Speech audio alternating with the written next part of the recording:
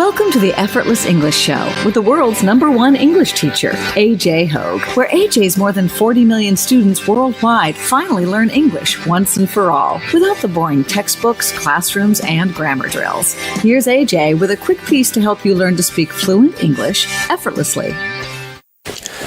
I'm AJ Hogue, the author of Effortless English, Learn to Speak English Like a Native. Father of the Effortless English System, I train you, I teach you to speak English fluently, powerfully, confidently, and effortlessly. Go to effortlessenglishclub.com, effortlessenglishclub.com, and join my VIP program, Commit and Don't Quit. Welcome. Today we have a live interview talking again with Acharyaji, and we'll be discussing America, actually. America and, the real America, not the illusion, not the America of movies in Hollywood, but what's really going on in America, and what are some of the challenges, especially the spiritual challenges facing America and indeed the world, since America is the big superpower. What happens in America, of course, influences and affects all over the world. I think it's going to be very interesting. So let's go ahead and just get started. I'm going to call him now. Very good, AJ. Namaste. Nice to see you. Nice to you. It's very good to see you. Yes, it's been a while. Yes, I hope you've been doing well. Good. I hope all's going well there. Very, very nicely. Yes, thank you. Great. Yeah, very much looking forward to this interview today. Yes, me too. Good. Well, again, very good to see you, and thank you again for having me on. Yes, indeed. Well, let's just jump in then. So today's topic, I think, very interesting. We have discussed this before, having a discussion about this. The real America, as opposed to the America that Hollywood presents. Because I know that I get comments a lot on my YouTube channel about that are based on I want to go to America, and people kind of think still there's this image of that everything's perfect in America. You come to America and you're just gonna become rich, easily, and of course we know that that's not the case. That there are a great many challenges, especially I would say spiritual challenges facing the United States. So what could you just I'm going to be very general, let you mostly talk about this, but how do you see that gap, the reality versus the manufactured image that so many people have? Sure, definitely. Well, again, this is I think a very important topic, especially for your audience, media. This is something that I cannot emphasize enough, especially for your viewers, individuals who, again, live all over the world. And for the most part, they may have met a few Americans, but for the most part, the image that they have of America is through American movies, through these crazy blockbusters like The Avengers and Transformers and all these crazy movies, the music, etc. Again, it has to be emphasized that the media complex that exists in America is something which may be surprisingly too much in your audience. The media complex is absolutely divorced from the American people. Yes, indeed. Right. And hostile in many ways. Yes. And that's something that, again, most people don't know. A lot of people may have the idea that, the American media and the American people are on the same side and work in unison, and the American media represents the American people. No, on the contrary. And all you need to do is, again, speak to the American people, and they themselves will tell you. What I'm telling you now in America is not controversial. Right. Nothing of what I'm telling you now is controversial. If you speak to, again, just an average, typical American, especially someone who lives in the Midwest or the South or someplace where, again, people are just a lot more real, they will all tell you this. The first thing that they'll say to a visitor to America is, oh my God, please don't take Hollywood seriously. We hate Hollywood. Hollywood does not represent our values. It doesn't represent our beliefs. It doesn't represent the spirit of the American people. And in fact, what is wonderful is that today, especially for the last few years, people are very vocal about this. People will tell you that the American media is indeed, as far as values, as far as belief system, completely opposed to the American people and to American ideals. That much of the American media is the enemy of the people. The vast majority of the people would agree with that. Regardless, and again, regardless of what the media says. Of course, the media will try to pretend that, oh, no, the people and the media are one, and the people of America completely agree with everything that the media is doing. No, that is not the case. The people themselves truly believe today, in this year, in 2019, that the media is practically their enemy. What the media actually represents is an elite core of individuals who are comprised of a tiny, tiny minority of people who have their own agenda. And that agenda is something that is completely and radically separate from the American agenda and the agenda of the American people. And this is another thing another impression that people often have when it comes to the media, and that is, because the media is so prevalent, we tend to think that media people, all of these people, whether it's actors, producers, writers for TV shows, etc., that these people must represent a very large segment of the American population. In fact, it's interesting. I remember a few years ago, actually, I had finished giving a talk, and afterwards we were talking about the media, and I was talking to someone who, this was in a very large American liberal city, and I remember speaking to this person, and he was completely convinced that the media was a good force. And I asked him a question. I said, let me ask you something. All these people who you see in the media, whether it's the actors, TV show hosts, news anchors, etc., what percentage of the population do you think they are? Mm-hmm. And this person wasn't sure, but he said, I don't know, 20%? And I said to him, do you understand that less than 1 out of 1,000 people, probably 1 out of 10,000, works for the media? Mm-hmm. No, they're not 20%. They're not even 1%.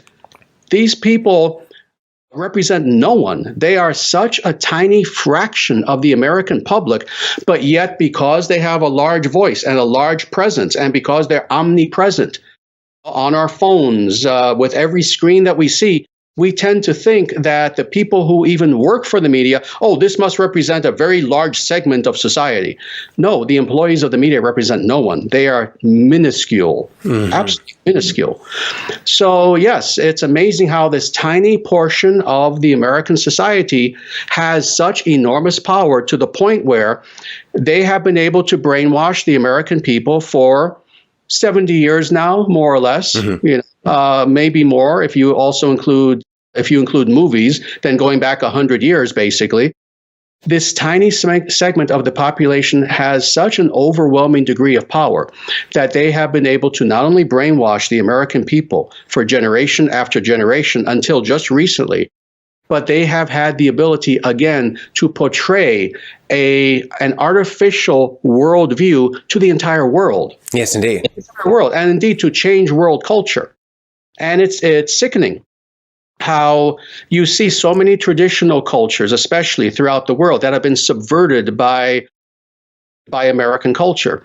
For example, I'll give you one example of something that I read. This was a long time ago. This was maybe even 30 years ago or so, when they still had TV Guide magazine.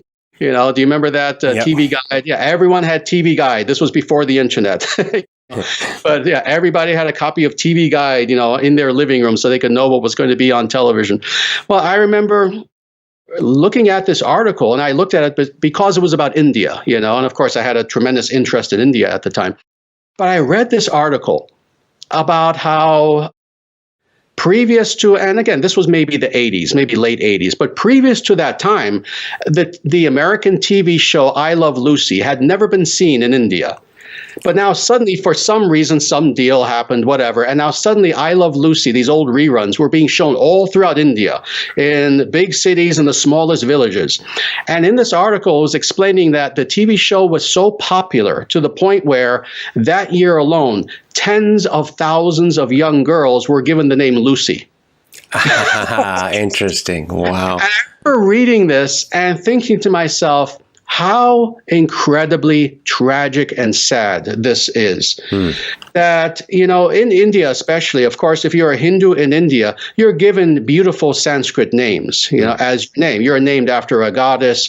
You're named after some beautiful virtue like bhakti or satya or something that you're meant to emulate. You're literally named after devotion or truth or something like that. Yeah. And now here is this useless TV show from the 1950s that now suddenly the Indians are seeing for the first time, so they think it's brand new.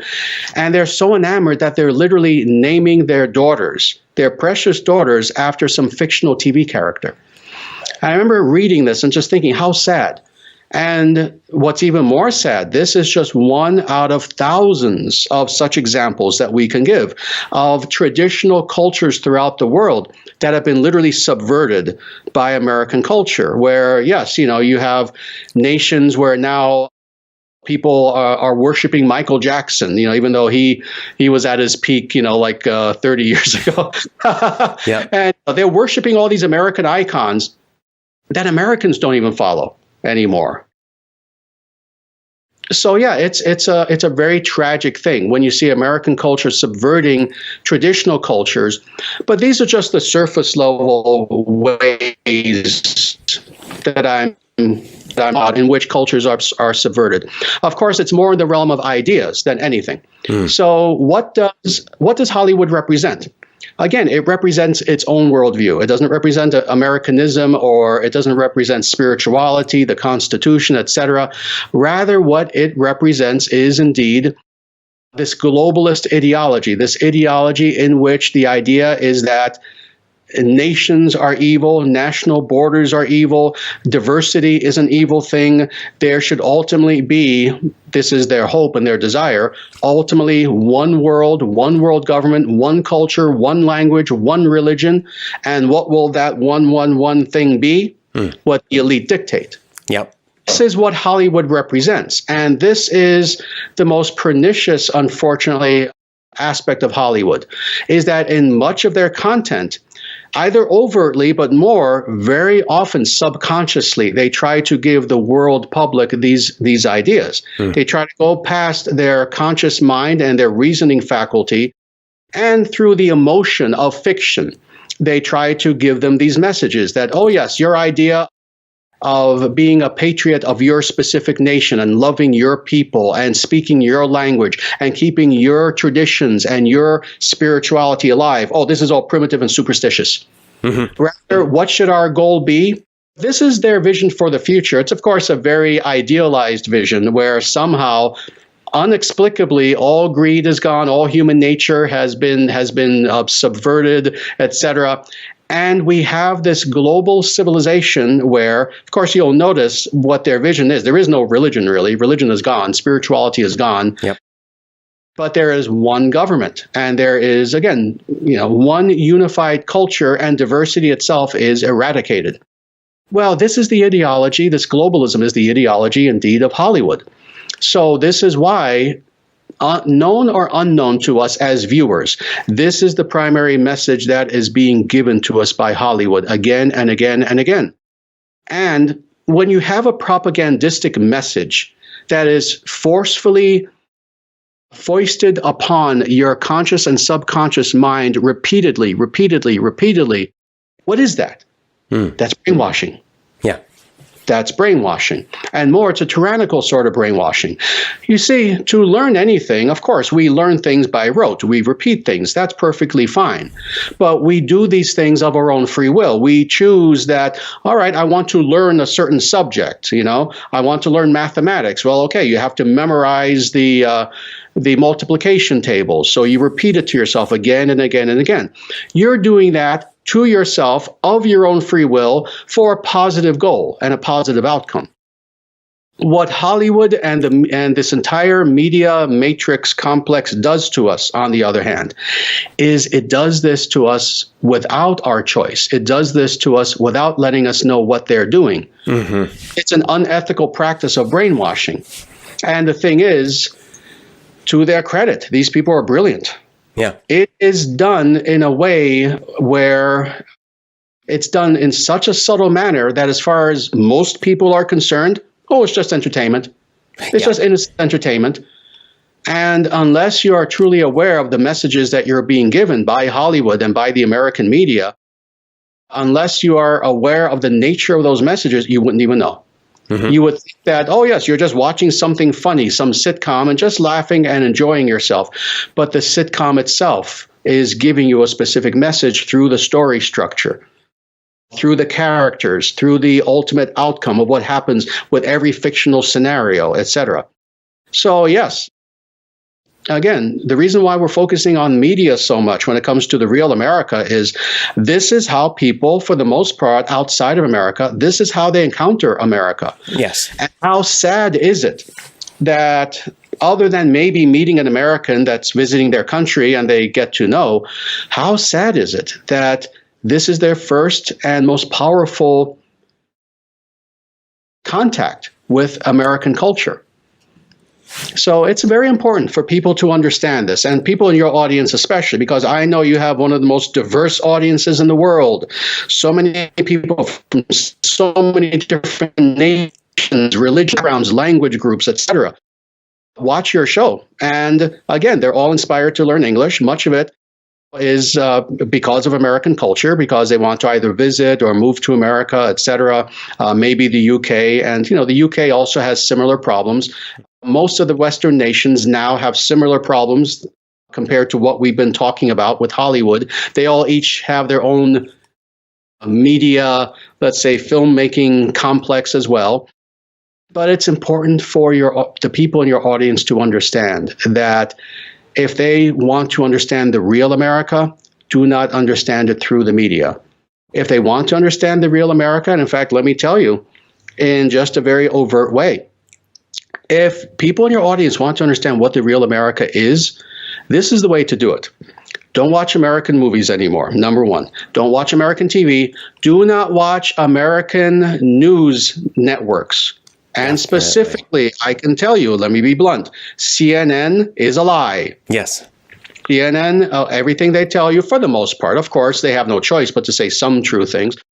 But politically speaking, CNN, it is fake news. But it's not just CNN, MSNBC, ABC News, etc. We can go through the entire line. Do not get your information from these news networks. Now, where do you get your information from? First of all, face-to-face. Again, speak to actual Americans. And especially speak to those Americans who are like the ones I've described.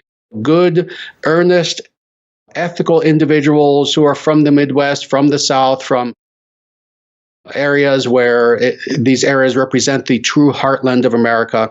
Go to alternative places on the internet. There are so many alternative websites now, YouTube channels, BitChute channels, just so many places where you can actually get a very good idea of what America truly is like, true news of what is actually happening in America, a true representation of how the American people think, both historically, but also today as well, etc. Go to these alternative sites. And of course, it takes a little bit of effort on your part. These sites are not going to be just presented to you immediately by, again, the corrupt media. You have to look for them. And especially YouTube. Unfortunately, YouTube has gotten very bad at this. As we know, they have been hiding alternative voices now. Yeah. This was the case a few years ago.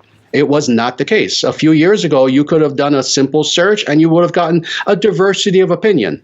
Now, oh my God, you can search the most obscure topic on earth. And I've done this because I'm a researcher, and sometimes I'm looking for something on YouTube because I want to find more about something. You can look up the most obscure topic, the most general topic, it doesn't matter.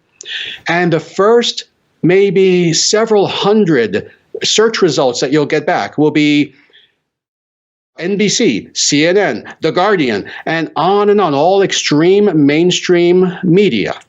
Mainstream media. This was not the case 3 years ago. 3 years ago or so, YouTube, and it's not just YouTube, I don't want to pick on them, it's Facebook, it's all of these social media platforms. They are no longer honest. You can't even search for what you are truly looking for anymore. They will not give you honest search results. They'll give you what they want you to see. This is how desperate they've become. Now, this is the question. Why do they do this? Why are they doing this now suddenly? Very simply, it's because now millions of people are searching for the truth. Yeah. And it has frightened them to death. It's, as I was saying before, people have woken up. People understand that the mainstream media, this controlled media, this contrived media, people know it's not giving them the truth.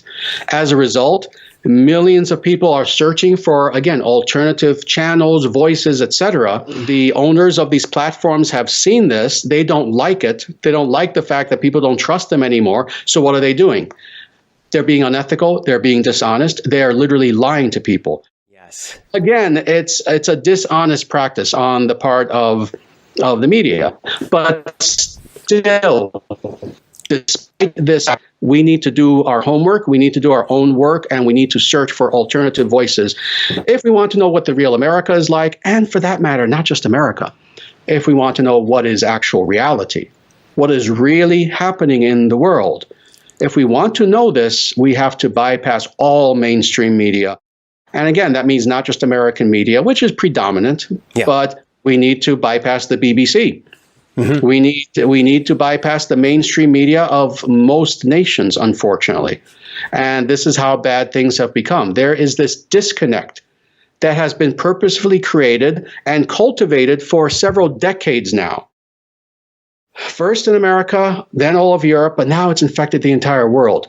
Almost every single nation on Earth has this artificial media complex that is completely divorced from its people, from its local people. Yeah. This is true, again, almost anywhere. This is true in Egypt. This is true in Saudi Arabia. This is true in, mention a country. It's true there as well. So unfortunately, this is a model that has been duplicated by almost every nation on Earth, where the media doesn't represent the local people. The media of Saudi Arabia does not represent the Saudi people. The media of Afghanistan does not represent the Afghan people. The media of pick a nation, it doesn't matter. It does not represent the actual people, meaning the actual concerns, the actual worldview, the actual values of the local people. Rather, all of these medias combined really represent the same thing, but with different faces. You see, the Afghan media will have an Afghan face. The Japanese media will have a Japanese face, et cetera, et cetera. But really, they all represent the same thing, and that is this globalist elite alliance that is there in order to eradicate the people's will and to create, again, one world government. Now, I'm going to just follow up on your on that topic as well, and basically, as you were talking, I feel like you're kind of describing that what is happening, that despite the greater efforts of censorship, mind control, brainwashing, all of these things by the media, by this globalist media, as you said, but there seems to be a kind of awakening, mental, spiritual, cultural awakening that certainly in the United States and I think all over the world it's happening. And I wonder if you could talk more about that, if you see that happening, and how can we join that and strengthen that individually and as groups? Mm-hmm, absolutely. Yes, that's a very, very important point. And it's very interesting how it seems like we started with the real America, which we did talk about a little bit, but very naturally, yes, we're going to what is actually a very, very important issue, and that is this issue of waking people up. And how it's very true that throughout the world, this situation that I've described is something that is changing now all throughout the world. One could say possibly starting with America, but now it's become a global phenomenon where, again, people are starting to question everything. Whereas in the past, people in their local nations, they just trusted their government for the most part. I mean, in many places, of course, they knew their government was corrupt, but still, for the most part, they just kind of, let's say, submitted to their government. That's a better word. Not so much trusted, but they submitted to their local government. They submitted to the local media, etc.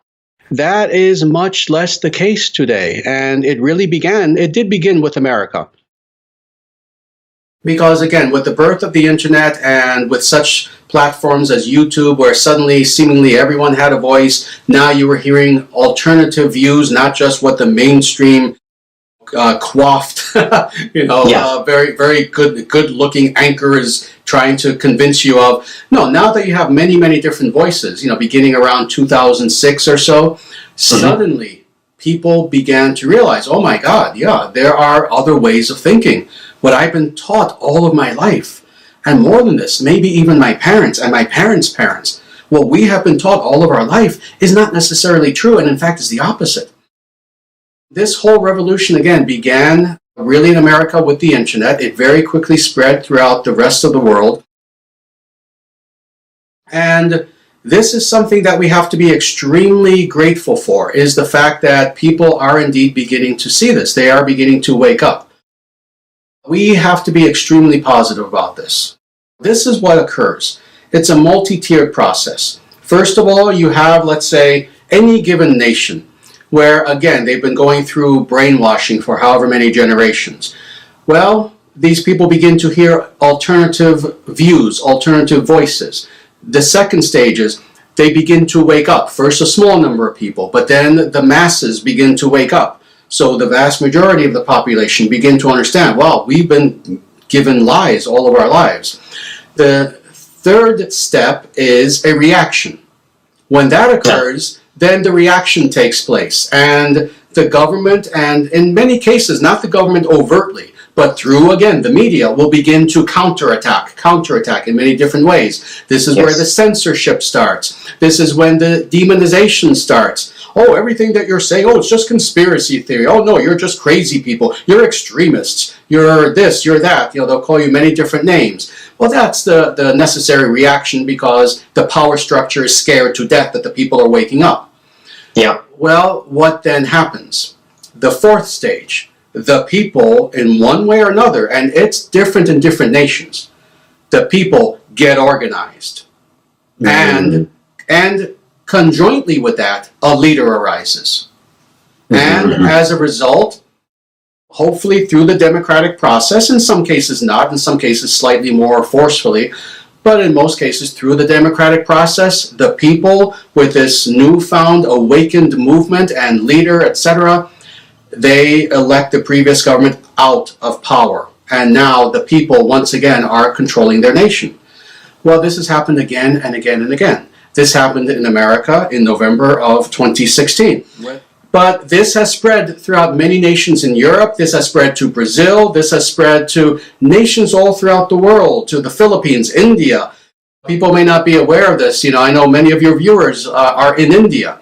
Narendra Modi is the most incorruptible politician in the history of India. He is the most amazing prime minister. This is why in the last election he won by, I believe, I could be wrong, the biggest landslide in Indian history. He represents the people. He represents the people. Now we have truly people's representatives, not corrupt, evil politicians imposed upon the people from above, from an elite evil cabal, but rather we have individuals who are rising from the people and being supported by the masses. This is what is called populism.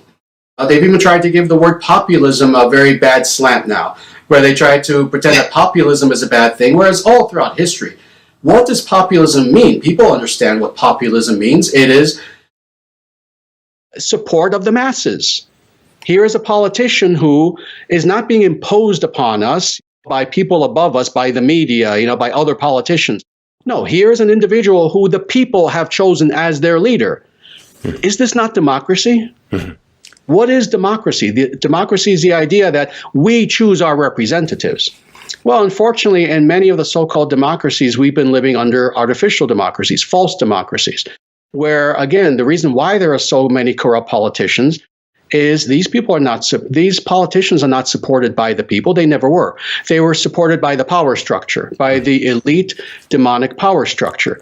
Now, finally, indeed, people are waking up. There is a great awakening that is happening all throughout the globe, and people now finally are saying, we want our representatives to rule over us, not who you oligarchs or media representatives say should be ruling over us. So there's a great revolution that's happening, and this is the thing that's miraculous. And I'll end with this. Yes. If you have, in case you have any more questions. It's happening for the most part completely nonviolently. Yes, indeed. Yes, indeed. Completely nonviolently. It's happening through the ballot box. Through the ballot box. Again, we've seen in Europe alone, Hungary, Poland, Italy, we've seen Brexit. We've seen so many instances where the people are finally voicing their own beliefs and concerns for maybe the first time in generations, and they are winning. We've seen this in Brazil. We've seen this. I can give so many nations now where this is happening. And it all began with America. It all began with this revolution that happened here in America.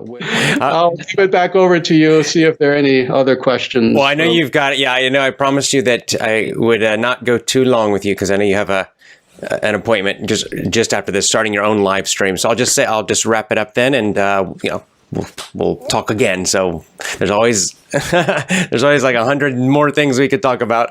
So absolutely. Yeah. So just want to say thank you so much, and we'll have you back again soon. And Dharma Nation YouTube, and of course I'll get you on the screen here, dharmacentral.com, your main website. Yes, definitely. And I think that and one last plug, because I think it's so connected to what we've been talking about today, is your book. The book is called The Dharma Manifesto. The Dharma Manifesto. I'm sorry. Yes, The Dharma Manifesto. Thank you so much. Yes. It's a very good book. It's people will enjoy that book. It talks about many contemporary topics from the perspective of Dharma, of natural law. Yes, indeed, and that's something I think we would be a great follow-up to this. Would be then talking about these topics and then connect them to natural law and Dharma. I think would be wonderful. So we'll do that next time, or one of our future times. Definitely. Well, thank you again so much, AJ, for the opportunity. I truly appreciate it. You have a wonderful show with a wonderful audience. And once again, you are one of the best interviewers who I've had. You're truly professional. So thank you so much. Thank you so much. And Acharya Ji, we'll talk again soon. Have a great day. All right. Take care. Okay. Namaste. Namaste.